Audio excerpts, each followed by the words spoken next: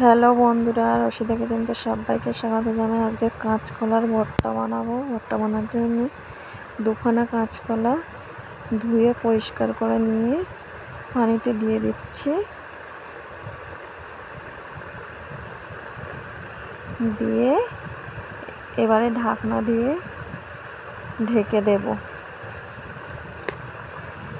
আমার এখানে কাঁচকলা সেদ্ধ হয়ে গিয়েছে, আর তার ভিতরে দুটো ধুয়ে রাখা টমেটো দিয়ে দিচ্ছি ভাতের ভিতরে। দিয়ে ভাতটাকে চাপা দেব। দিয়ে কড়াই রসুন দিয়ে দিচ্ছি, তেলে পেঁয়াজ কুচি দিয়ে দিচ্ছি। পেঁয়াজ আর রসুনটাকে ভালো করে ভেজে নেব।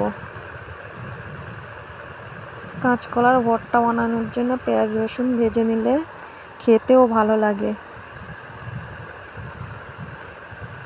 লবণ,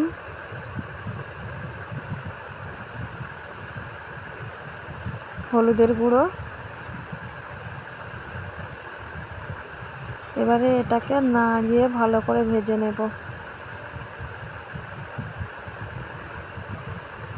তো আমার এখানে ভাজা হয়ে গিয়েছে, এবার একটা প্লেটে তুলে নিয়েছি।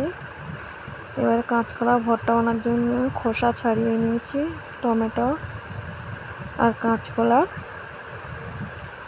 এবার এখানে ঝালটাকে ভালো করে লবণ দিয়ে করে নেব।